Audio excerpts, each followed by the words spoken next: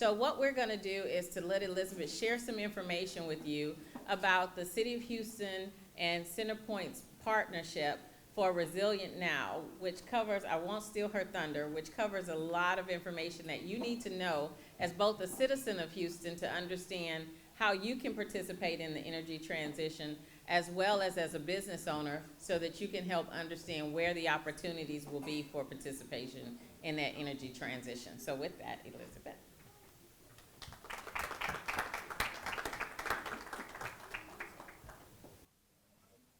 I'm not sure what to do with it. Good afternoon, everybody. It's me again. I wanted to tell you that I'm really excited to be here. As Ingrid said, we do have a lot of exciting things going on at CenterPoint Energy. First and foremost, our CEO and our new leadership team, which came on board about 2 years ago, have a strong focus on customer service. And a part of that strong focus on customer service was to set up what is my department now. And so I'm Vice President of Energy Solutions. I oversee our economic development, our electric transportation, our energy efficiency, business development, and our large customer accounts. My current role, I engage, and my expertise is engaging with people and solving problems.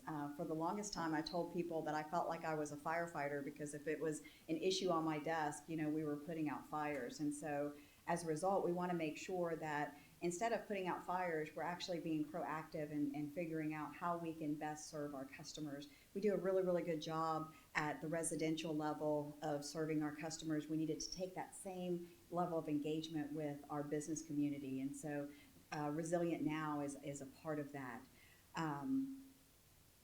I also get to use this platform in order to help people and to help solve problems. So that's really exciting. Today, I plan on walking you through what we consider our current energy climate, and also our customer program, which is called Resilient Now, and how that impacts the energy transition. So first, I want to start by telling you a little bit about who we are. We serve currently 2.8 million electric customers in 2 states. We also have 4.2 million customers in 6 states. And then we have our competitive business services that are in 20 states. So, do you believe everything happens for a reason and that timing is really important? I believe that, and I feel like since I took on this role that it has been really important, because everything that's going around us.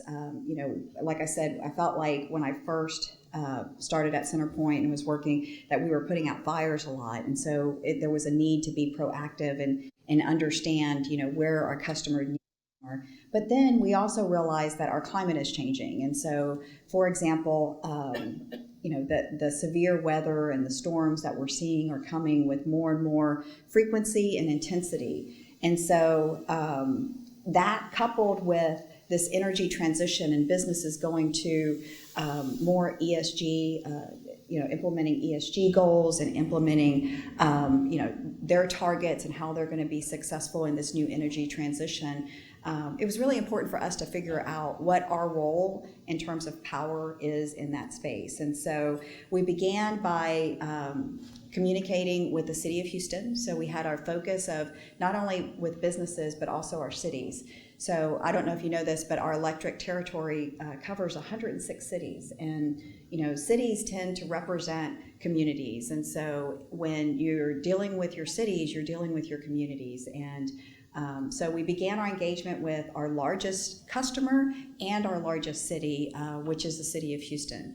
And so as a result of that engagement, we realized that we need to be working together to help solve problems. We need to be working together to help plan for the future. So the energy transition is a big piece of that. So we're seeing electrification like we've never seen it before. We're seeing economic growth and prosperity like we've never seen it before. How are we thinking about this new energy space that we need to be preparing for? So when we began that transition, it was really important for us to to understand what all of the needs were. Now, once we were beginning this process, Winter Storm Uri happened. And when Winter Storm Uri happened, it just accelerated that engagement. We had lots of customers that didn't really understand what happened. And so just to be clear, our system did perform well. And so I like to use the analogy of doctors and vaccines. So the doctors during COVID were ready to use a vaccine, but they didn't have any vaccines. So, you had people waiting for the vaccine. That's kind of how Uri was with us. We were ready to supply the power. Our infrastructure was in place. We just didn't have the power to supply to our customers. And so we want to make sure that an event like that doesn't happen. We want to make sure that people understand what exactly happened and what are the things that we can do to put in place to make sure that we're prepared in the future, especially as you see more and more renewables come online, as you're seeing more electrification come online. We have begun this engagement and talking to our customers, and each of the customer segments that we're speaking to are reporting a tremendous amount of growth. And so all of that growth that we're seeing, the Port of Houston is telling us that they're going to be 5 times as large as they were. The medical center is, a year ago they were planning for for TMC 3. Now they're planning for TMC 4, and they're not even finished with TMC 3. So, and on and on. I mean, they're just examples of that.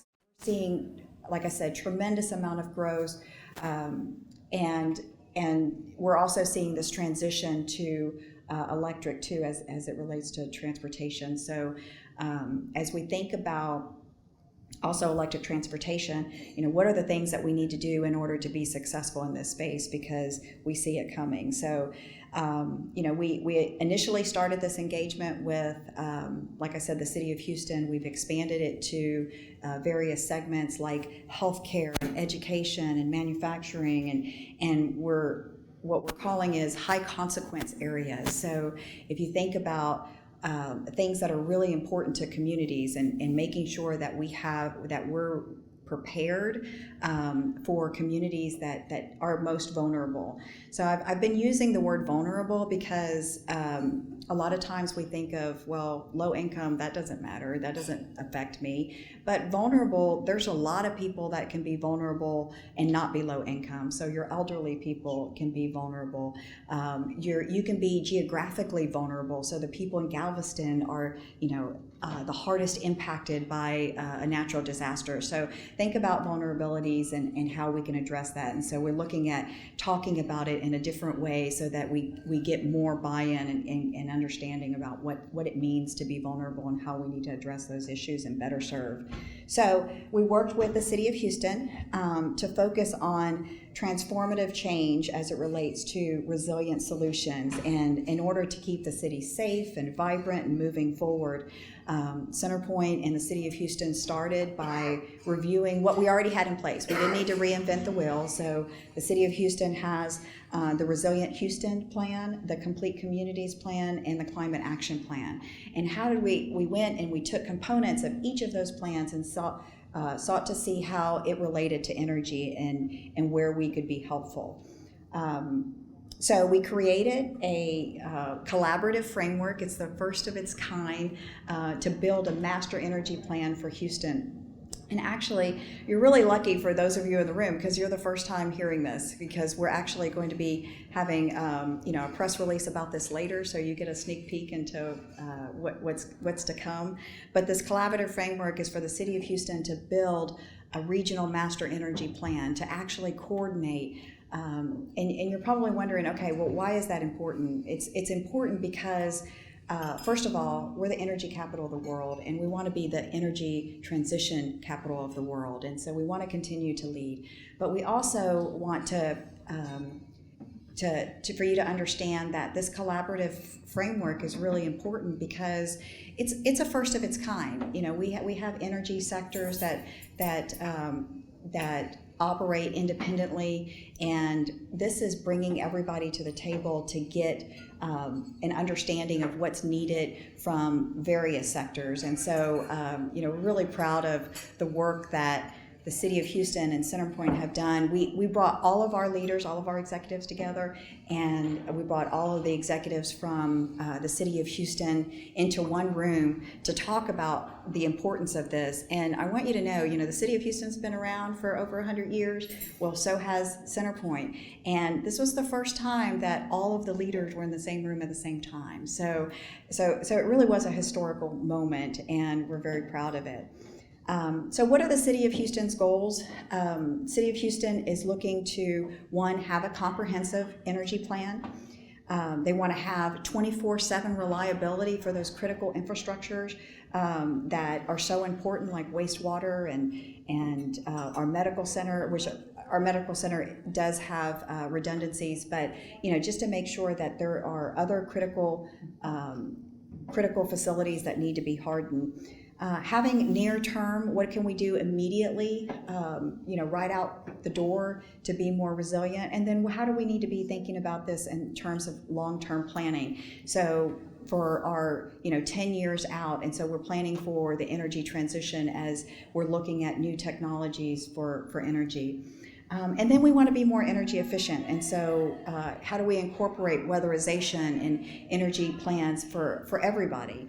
And then we also want to have an education plan. So the education plan is to instill public confidence. I went to a community meeting and they were giving the city a hard time about not doing enough in the energy space. And, I quickly stood up and said, look, it's not that they're not doing a good job. It's that we haven't communicated that they're doing a good job. And so communicating, instilling that public confidence is really important. And so you're probably wondering at this point, well, how does this affect me? Well, growth and economic prosperity and opportunity affects you. And in order to be prepared for the future, we're looking at essential and critical infrastructure that needs to be built.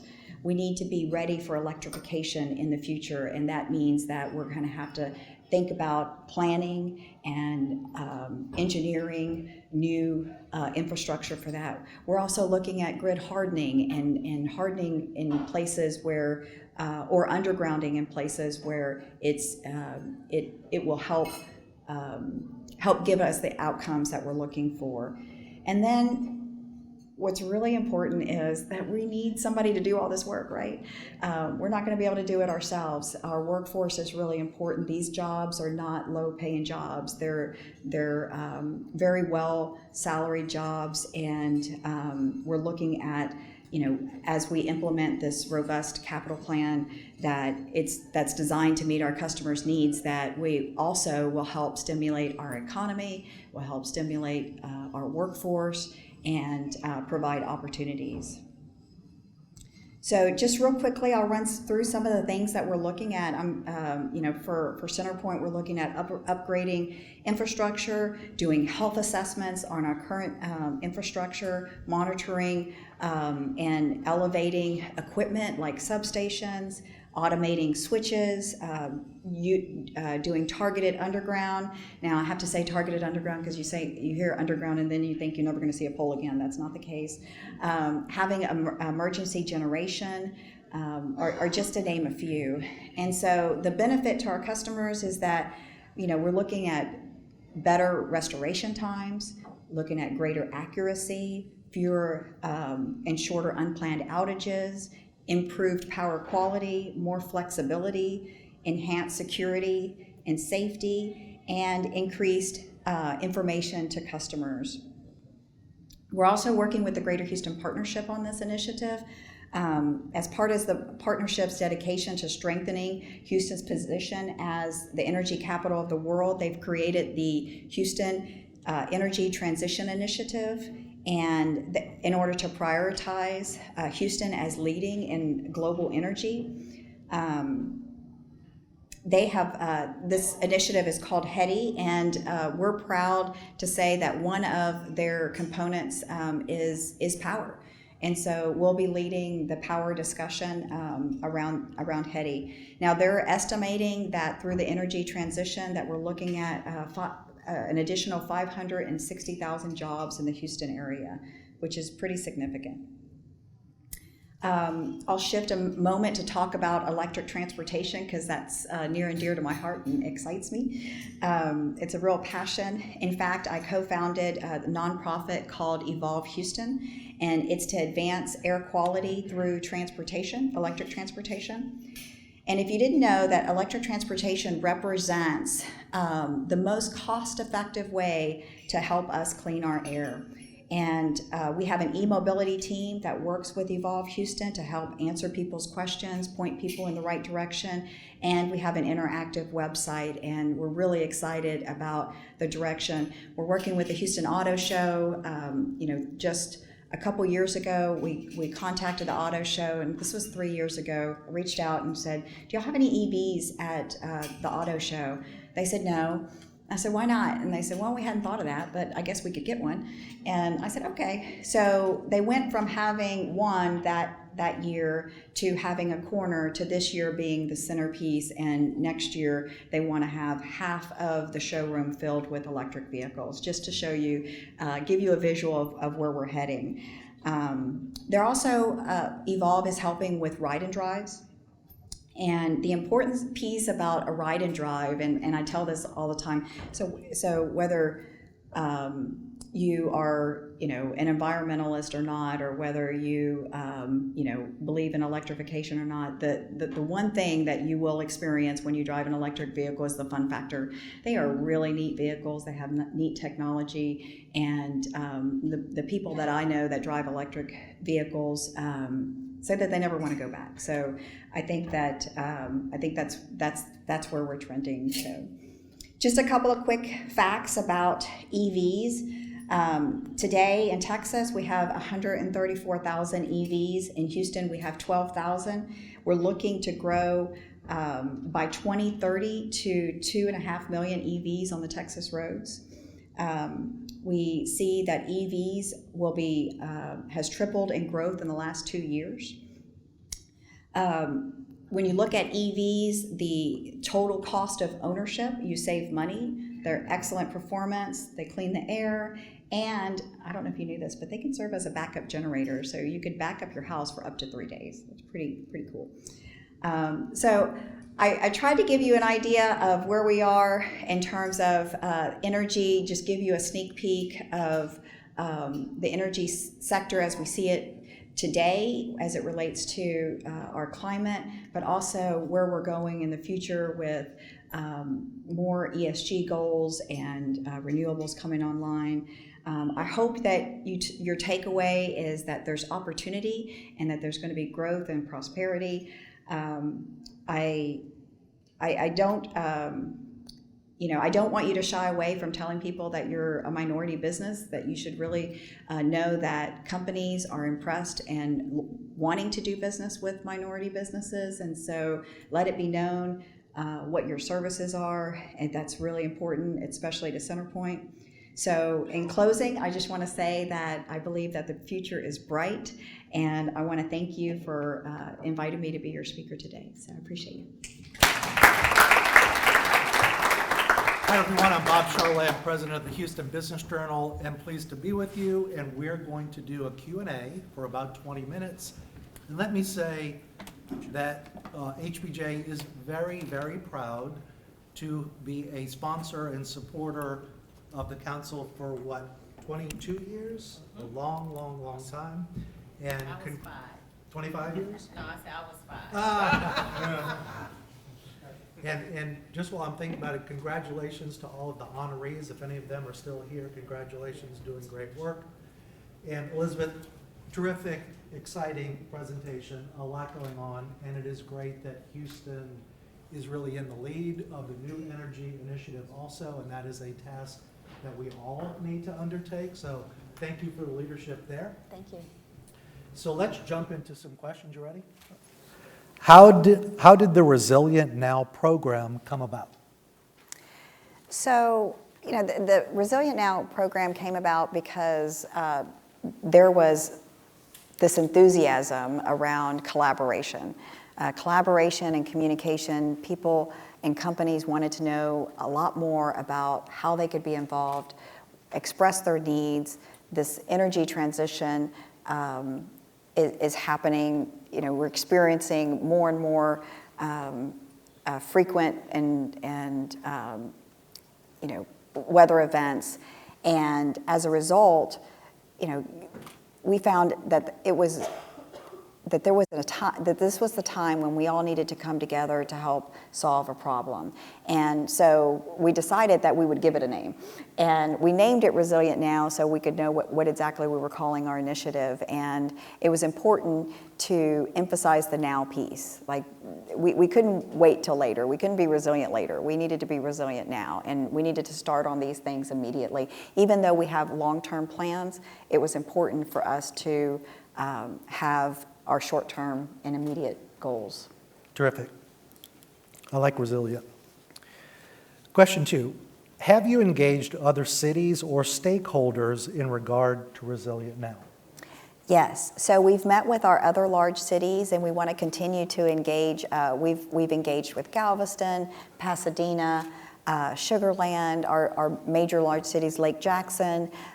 They're very excited. They want to hear more. Pasadena wants to know about undergrounding, and especially folks that are closer to the water and are impacted the most. And they're also glad that Houston is taking the lead on this effort. And so, you know, Houston has been great working with the other cities and in terms of making sure that this is a regional approach and it's not just the city of Houston. And so we were very deliberate about that from the very beginning, that we wanted to make sure that it was inclusive of the entire region. We also wanted to make sure we were inclusive of, you know, companies and industries. And so we broke down, we have these customer advisory panels, and we started with a really diverse advisory panel. Later, each of those panels said, hey, can you come talk to our industry members? And so we broke out and created verticals, and, you know, to get a good understanding of, one, where are they looking? What is their anticipated growth? And that's really important because from a planning perspective, a lot of times you don't start planning until it's too late. And we need to be forecasting. We need to know, especially with labor shortages and supply shortages, we need to know exactly the earlier the better, so that way we can start planning and understand how we need to be thinking about growth, and especially as it relates to right-sizing your talent. Just a follow-up question to that question. I would imagine these stakeholders were pleased that you were reaching out to them, because I think sometimes it's easy for entities to feel left out of the conversation. Was that kind of how that was when you were reaching out? Absolutely, and I think that's part of the reason why the verticals were developed, because, like I said, we started with a diverse panel so we could get diverse perspectives, but then other industry members said, hey, we want to be a part of the conversation too. This is too important to be left out. And it turns out that everything starts with energy. And you can't get started with your business until you have the energy in place. And so having those conversations, understanding what their power quality needs are and how we need to be planning in the future was really important. And I think that the key thing for everyone was, one, understanding what we're up against, and then also being a part of the conversation. So communication was a big deal. Okay, question number 3. What would you consider the key takeaway from Resilient Now? Key takeaway. I would say the key takeaway is communication and collaboration. It has been amazing to me to see when you get people in the room and you talk and you explain and you use thought leadership, that it is impressive, and it looks, and we're all on the same team. We're on this Houston region team, and that we're competing against other cities around the United States. And so if we're not prepared, we're going to be left behind. And I don't think anybody, especially in the business community, these initiatives are business-led. And so when you're looking at economic growth, It's so important, and it's so important for the brand of Houston. You know, we don't want to be known as the natural disaster city of the world. We want to be known as you know, a vibrant economic engine, and that's exactly what we're trying to change, is this perception. I went to you know, another city, and I was looking at a presentation, and they had talked about you know, the weather events that were happening in Houston. So, you know, we have to overcome this perception. We have to stop bashing ourselves as Houstonians. Stop talking about the bad weather. It's actually really nice outside. So, you know, we need to have that pride, and especially as we're looking at growth and economic development. Just as a sidebar, the energy conversation in Houston as a leader, HBJ has been in Houston for 51 years. Energy is by far our #1 most read content. Mm-hmm. We've got about 1 million readers per month, and only half of those are in Houston. Oh, wow. Excellent. So there's a lot of folks following energy in Yes. Houston, and we need to take the lead there. Yeah, that's good to know. I'm going to put that in my talking points. Question number 4, how can, and this is relevant to these folks, how can people or vendors learn more about Resilient now, and what can we expect next? So we're going to be, once we have our press announcement, we'll be launching a website where you can learn more about the initiatives with Resilient Now, and it'll detail some of the initiatives that will be taking place and the partnerships with our various cities, and so we'll be promoting that. Terrific. And reminder for our audience, if you have questions, we'll get to them shortly. Question number 5, and we only have a couple more left. What are some of the biggest opportunities coming out of the energy transition? So I think the biggest opportunity is infrastructure.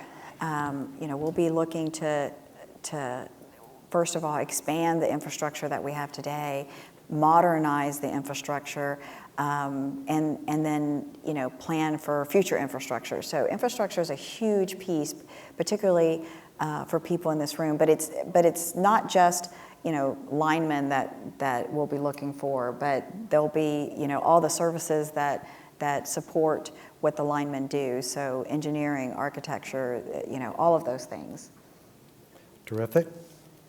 Okay, I have one final question. What are you most proud of with this customer program? I am so proud of the fact that this has come together very organically. And, you know, part of the reason why I'm so busy is because we have gotten so much enthusiasm. And, you know, I brought folks together so that way we could have the conversation, not knowing just how much appetite there would be out there, and need for leadership. You know, so we work in some circles, and we talk about next steps and what we're doing, and you know, that we're actually part of the energy transition, and we'll look back at that moment and think, you know, we really did have an impact. We planned ahead, and you know, we get to look back on the work that we've done and create opportunities for our region. Awesome. How about some applause one more time for Elizabeth? Okay, guys, hopefully you've got some questions. If you do, would you raise your hand? And from our audience, I think we can figure out a way to get you heard. Don't be shy. Nobody has a question. Yes, sir. Sure. So thank you for sharing everything that you're pointing forward. So in looking at infrastructure and the bottlenecks with permitting specifically, what, if anything, is Centerpoint doing or looking to be doing to kind of you know, ease that time frame, the delays associated with the permitting? Would you mind repeating that question just so everybody could hear you?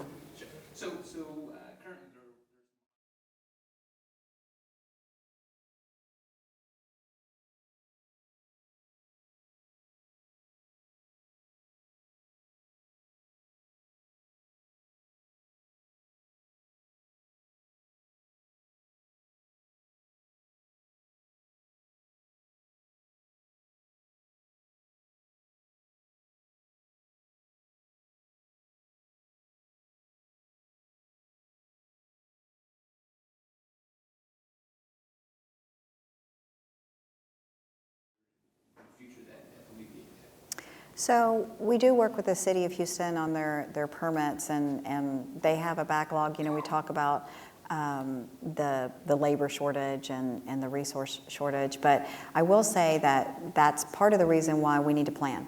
And so the sooner we know that you have a project, the earlier that we can start planning for it. I think the challenge that we get is when we're brought in at the last hour or late hour, and then it makes it challenging. Another thing is that I've experienced is communication with the project manager is really important, because many times the project manager doesn't make the owner or his stakeholders aware of what's going on, and so making sure that that you're on top of things like throughout the process, so that way it doesn't get held up later is important too. That's a good question. Back here.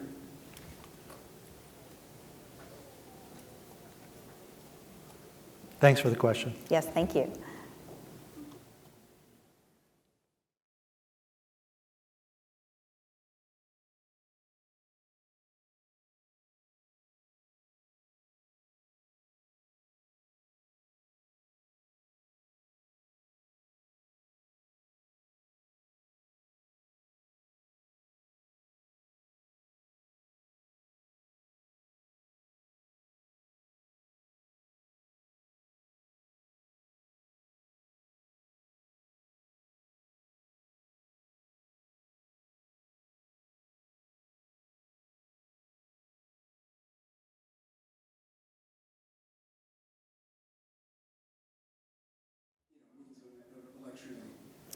Well, I'm not in the IT department, but I will say that IT is a big part of our business, and I do know that cybersecurity is a big deal and a big issue that we face. One of the things that we do is talk about how we can help alleviate some of the pressure that IT has by holding ourselves accountable for phishing and cyber attacks, and the importance of educating your workforce on how they can help IT.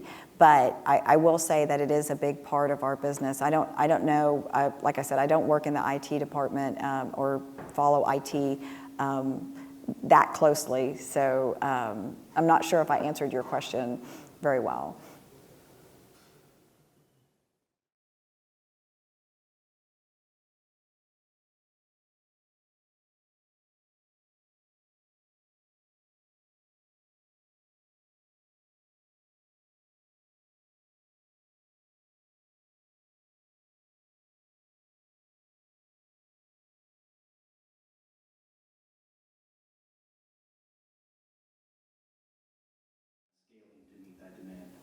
That's what we're working on. We're working on now. We don't generate, but we are working on ensuring that we have enough transmission to be able to bring energy online. I don't see this conversion happening overnight. It is going to be over a period of time. Part of that is because we need to get the electric vehicles here. We are at Centerpoint. We just, I think, purchased 15 of the F-150s electric trucks. So those trucks are coming. That's really exciting. So we'll see some of those conversions. I know Metro is converting to e-buses as well. So it is an additional load, and that's part of what our issue is that we need to be planning for. Good question. Yes, it is. Thank you. How about one more? Okay, maybe two more.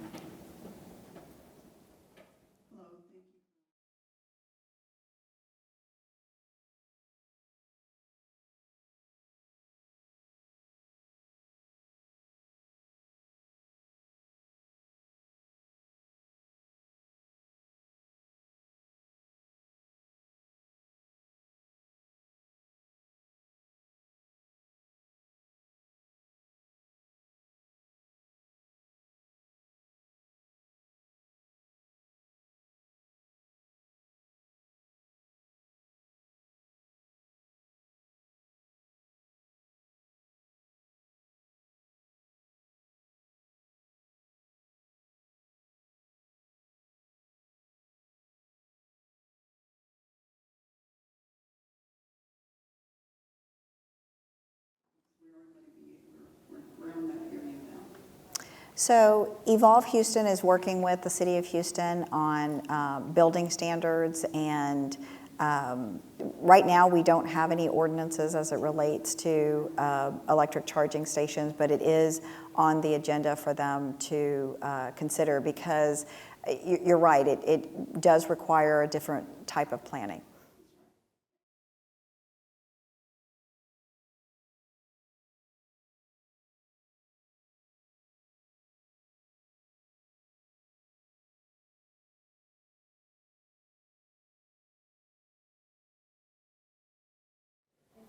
One more right up here in the front.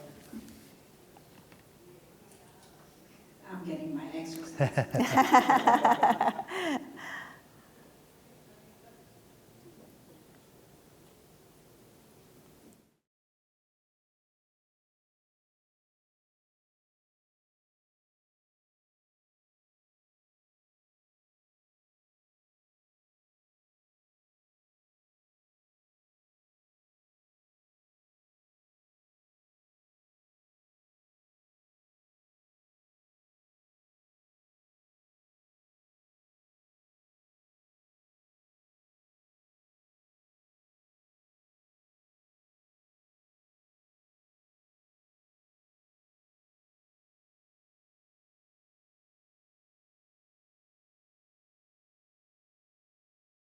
So we are, so first I want to address your workforce part of your question. One of the things that I failed to mention was that we are working with Lone Star Community College, and we're going to begin working with HCC on developing workforce training for basically fleet electrification. They will train them in fleet management, and also mechanics, and battery as well. So we're beginning that process of making sure that we have, if we're beginning this transition, that we actually have people who are skilled in this area. And then the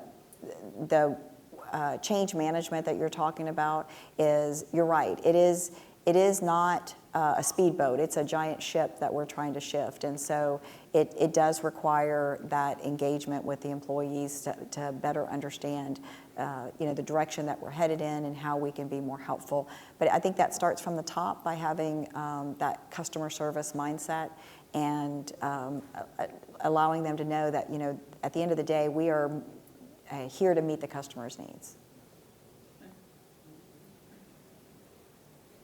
Thank you. Any more questions? I think we have one more. Do you have a question?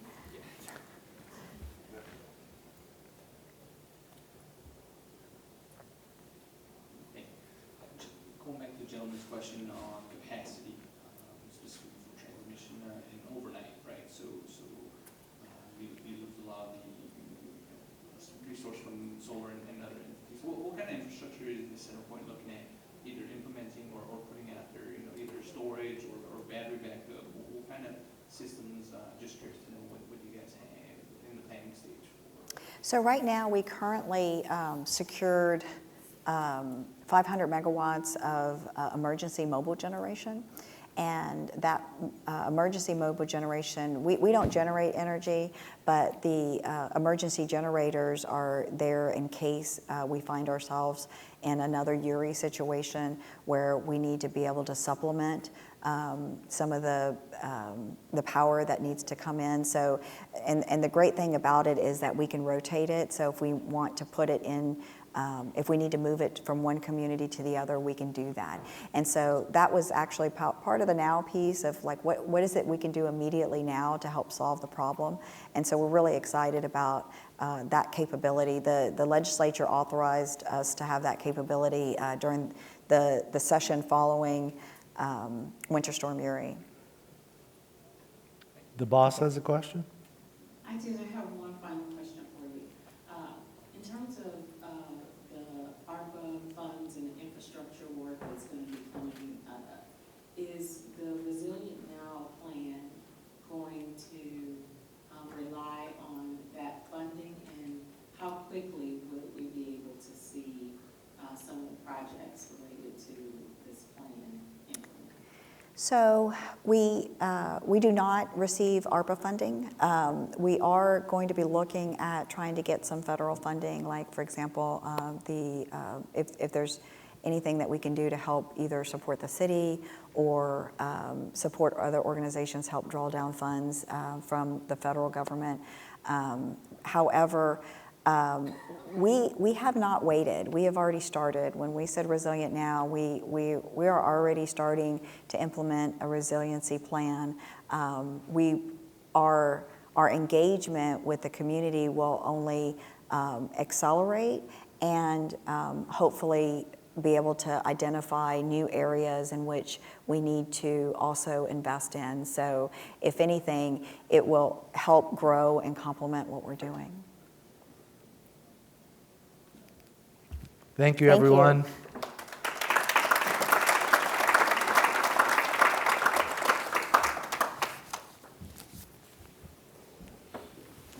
Thank Good you. job. Thank you. Sure. Okay.